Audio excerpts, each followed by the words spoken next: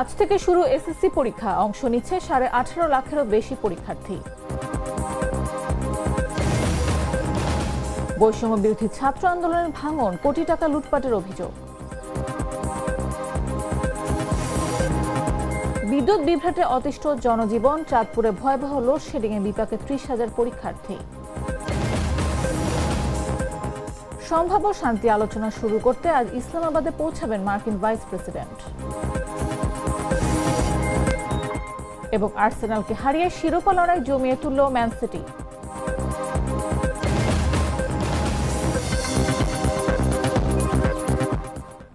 সকাল 9টার সংবাদে সবাইকে আমন্ত্রণ। সাথে আছে আমি নাফিস আব্দুল্লাহ।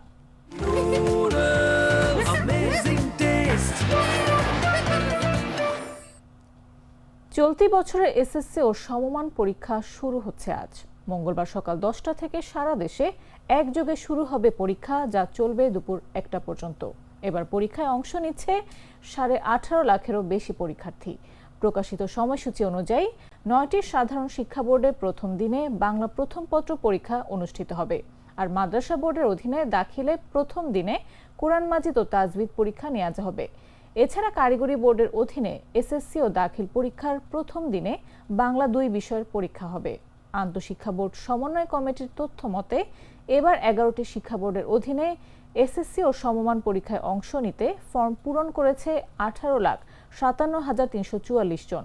তার মধ্যে সাধারণত 9টি বোর্ডে 14,18,398 জন, আর মাদ্রাসা শিক্ষা বোর্ডে 3,04,286 জন ও কারিগরি শিক্ষা বোর্ডে পরীক্ষার্থী 1,34,660 জন। এবার পরীক্ষার হলে নকলের সংস্কৃতি চিরতরে বন্ধ করতে জিরো টলারেন্স নীতি কার্যকর করা হচ্ছে।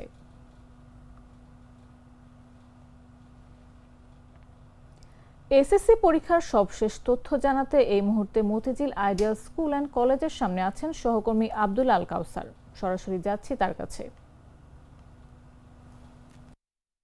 ইতিমধ্যে আমরা আছি মতিঝিল আইডিয়াল স্কুলে। আপনারা জানেন যে আজ থেকে শুরু হচ্ছে এসএসসি পরীক্ষা, এবং এই এসএসসি পরীক্ষায় অংশ নেওয়ার জন্য আমরা দেখতে পাচ্ছি যে সকাল থেকে কিন্তু শিক্ষার্থীরা নির্ধারিত সময়ের আগে কিন্তু তারা আসতে শুরু করেছে, এবং পাশাপাশি আমরা দেখতে পাচ্ছি শেষ মুহূর্তে যে প্রস্তুতি সেটি কিন্তু রাস্তায় দাঁড়িয়ে সহপাঠীদের সাথে কিন্তু তারা শেষ করে নিচ্ছে, এবং যখন হচ্ছে নির্ধারিত সময় হয়েছে তখনই কিন্তু কেন্দ্রে প্রবেশ করার জন্য তারা হচ্ছে গিয়ে মূল ফটক যেটি আছে সেটি কিন্তু খুলে দিচ্ছেন, এবং শিক্ষার্থীরা এসে সেখানে প্রবেশ করছেন।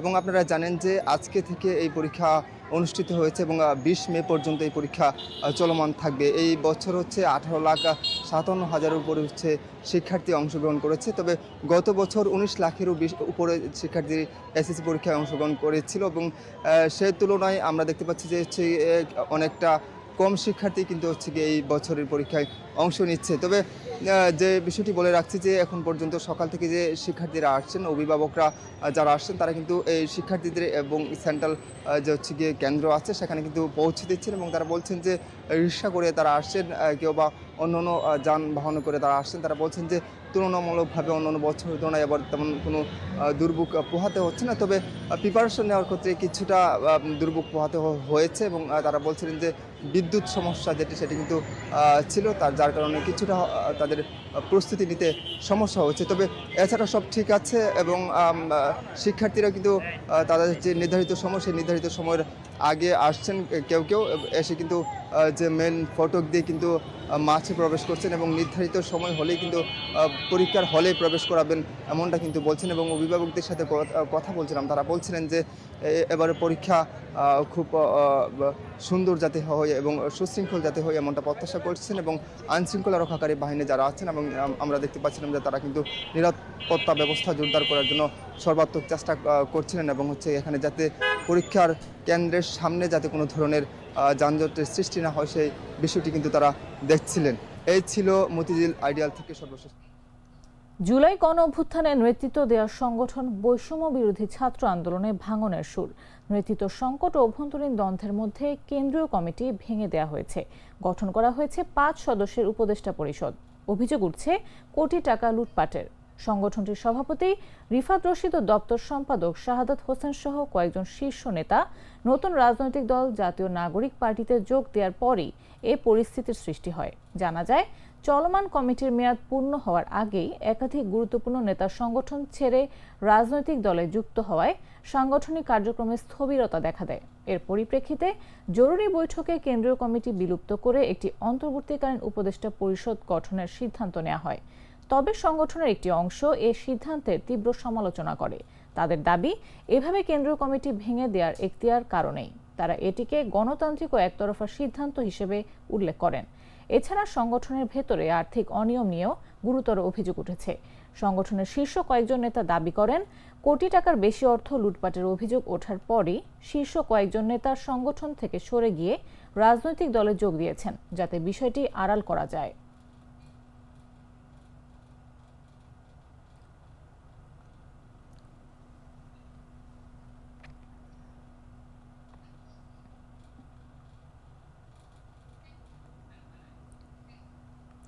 চাঁদপুরে কয়েকদিন ধরে তীব্র গরমের মধ্যে লোডশেডিংয়ের বিড়ম্বনায় পড়েছে জেলাবাসী। দৈনিক ৮ থেকে ১০ ঘন্টা পর্যন্ত বিদ্যুৎ বিভ্রাটে অতিষ্ঠ জনজীবন। বিশেষ করে চরম দুর্ভোগে পড়েছে এসএসসি ও সমমান পরীক্ষার্থীরা। চাঁদপুরে এবছর ৭৪টি কেন্দ্রে প্রায় ৩০,০০০-এর বেশি শিক্ষার্থী এসএসসি ও সমমান পরীক্ষায় অংশ নিচ্ছে। পরীক্ষার মধ্যে এমন লোডশেডিংয়ে বিপাকে পড়েছে পরীক্ষার্থীরা। তারা বলছেন, দীর্ঘ সময় বিদ্যুৎ না থাকায় রাতে ঠিকমতো পড়াশোনা করতে পারছে না। প্রচণ্ড গরমে ঘুমের সমস্যা হওয়ায় মনোযোগ কমে যাচ্ছে, যা পরীক্ষার প্রস্তুতিতে বড় বাধা হয়ে দাঁড়িয়েছে। এই বিষয়ে চাঁদপুর জেলা শিক্ষা অফিসার মোহাম্মদ রুহুল্লাহ বলেন, বিদ্যুৎ সমস্যা নিয়ে কেন্দ্রগুলোতে জেনারেটর দেওয়ার সক্ষমতা নেই। তবে যেসব শিক্ষা প্রতিষ্ঠানের সক্ষমতা রয়েছে, ওই কেন্দ্রে আইপিএস এর ব্যবস্থা রাখা হয়েছে। বাকি যেসব কেন্দ্রে আইপিএস রাখা সম্ভব নয়, সেখানে হয়তো আলোর ব্যবস্থার জন্য মোমবাতি রাখা হবে। এছাড়া এসএসসি পরীক্ষা কেন্দ্রিক অন্য কোনো জটিলতা নেই বলেও জানান তিনি। কারণ পরীক্ষা চলাকালীন যদি বিদ্যুৎ না থাকে তাহলে ছেলেরা লিখতে অসুবিধা হবে, আলোর ক্ষেত্রে সমস্যা হবে, ফ্যান না চলে তাদের শরীর ঘর্মাক্ত হয়ে যাবে এবং তারা ভালো করতে পারবে না। পরীক্ষা ভালো করার জন্য কষ্টকর হয়। এই জন্য আমরা প্রত্যাশা করছি শহরের সব জায়গায় যাতে বিদ্যুৎ থাকে এবং জেলার সর্বত্র এবং সারা বাংলাদেশে যাতে বিদ্যুৎ চলমান থাকে। বাছাইকৃত লাল সরিষার দানা থেকে তৈরি হয় প্রাণ সরিষার তেল, আসল ঝাঁঝে আসল স্বাদে। অক্ষয় পুণ্যলাভের আশায় পটুয়াখালীর কুয়াকাটা সমুদ্র সৈকতে গঙ্গা স্নানে অংশ নিয়েছেন সনাতন ধর্মাবলম্বীরা। সোমবার হিন্দু পঞ্জিকার বৈশাখ মাসের শুক্লপক্ষের তৃতীয়া তিথি অর্থাৎ অক্ষয় তৃতীয়াকে ঘিরে দিনব্যাপী নানা ধর্মীয় আয়োজন অনুষ্ঠিত হয়। আন্তর্জাতিক হরি ভাবনা মৃত সংঘ ও আশ্রমের উদ্যোগে ভোর ৫টা থেকে শুরু হয় অনুষ্ঠানের আনুষ্ঠানিকতা। আহ্বানী, সমবেত প্রার্থনা, মঙ্গলঘাট স্থাপন, শ্রী শ্রী বিষ্ণু পূজা এবং গঙ্গা মায়ের পূজা শেষে সকাল 10টার দিকে সাগরকন্যা কুয়াকাটা সৈকতে গঙ্গা স্নান অনুষ্ঠিত হয়। সনাতন ধর্মাবলম্বীদের বিশ্বাস, অক্ষয় তৃতীয়া একটি অত্যন্ত পবিত্র তিথি। এদিন বিষ্ণুর ষষ্ঠ অবতার পরশুরামের জন্ম হয়, তাই এটি পরশুরাম জয়ন্তী হিসেবেও পালিত হয়।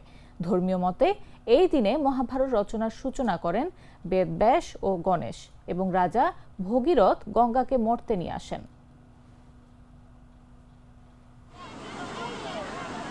প্রাণ কফি ক্যান্টিন, কররা কফি, কঠিন স্বাদে, হাইকে বলো বাই।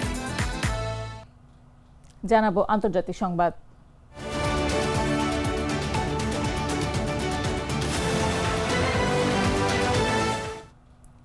বিশেষ দূত স্টিভ উইটকফ এবং ডোনাল্ড ট্রাম্পের জামাতা জ্যারেড কুশনারকে নিয়ে মঙ্গলবার অর্থাৎ আজ পাকিস্তানের রাজধানী ইসলামাবাদে পৌঁছাবেন মার্কিন ভাইস প্রেসিডেন্ট জেডি ভ্যান্স।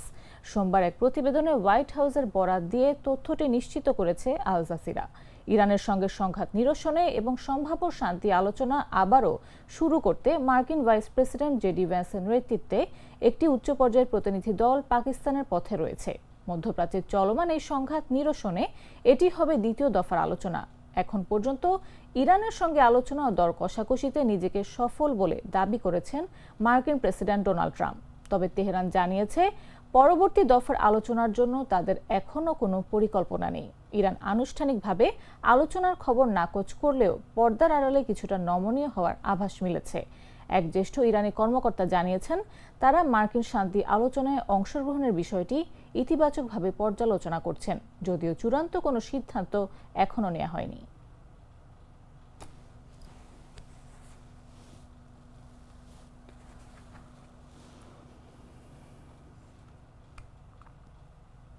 মার্কিন প্রেসিডেন্ট ডোনাল্ড ট্রাম্প জানিয়েছেন সংঘাত নিরসনে ইরানের সঙ্গে চুক্তি দ্রুতই হয়ে যাবে, তবে তার দাবি ইরানের সঙ্গে তিনি কোনো চাপে পড়ে চুক্তি করেননি। সোমবার এক প্রতিবেদনে এমনটাই জানিয়েছে আল জাজিরা। তিনি চাপে পড়ে ইরানের সঙ্গে চুক্তি করছেন এমন সংবাদকে মিথ্যা বলে ডেমোক্র্যাটদেরও সমালোচনা করেছেন মার্কিন প্রেসিডেন্ট। এদিকে ইরানের সঙ্গে সংঘাত নিরসনে এবং সম্ভাব্য শান্তি আলোচনা ফের শুরু করতে মার্কিন ভাইস প্রেসিডেন্ট জেডি ভ্যান্সের নেতৃত্বে একটি উচ্চ পর্যায়ের প্রতিনিধি দল পাকিস্তানের পথে রয়েছে। বিশেষ দূত স্টিভ উইটকফ এবং ডোনাল্ড ট্রাম্পের জামাতা জ্যারেড কুশনারকে নিয়ে মঙ্গলবার পাকিস্তানের রাজধানী ইসলামাবাদে পৌঁছাবেন মার্কিন ভাইস প্রেসিডেন্ট।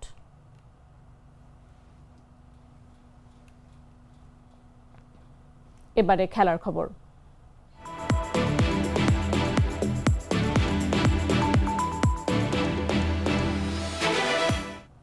ম্যানচেস্টার সিটির মাঠে গিয়ে আর্সেনালের 2-1 গোলের হারে ইংলিশ প্রিমিয়ার লিগের শিরোপা লড়াইয়ে নাটকীয় মোড় নিয়েছে।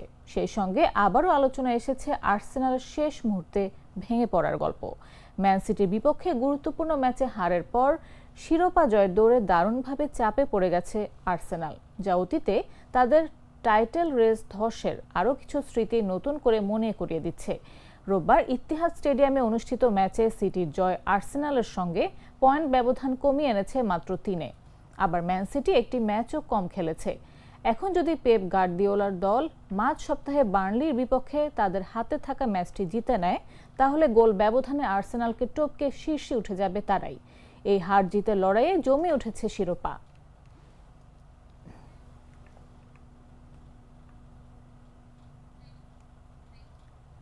সংবাদ শেষ করার আগে শিরোনামগুলো জানিয়ে দিচ্ছি আরো একবার। আজ থেকে শুরু এসএসসি পরীক্ষা, অংশ নিচ্ছে 18.5 লাখেরও বেশি পরীক্ষার্থী। বৈষম্য বিরোধী ছাত্র আন্দোলনে ভাঙন, কোটি টাকা লুটপাটের অভিযোগ।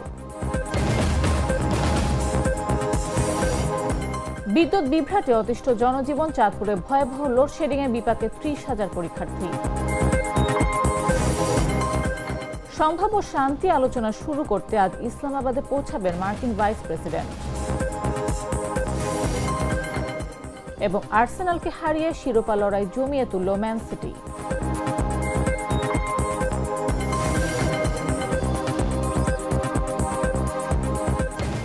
দর্শক, এই ছিল এখনকার মতো। এরপর দেখবেন বেলা 11টা নিউজ।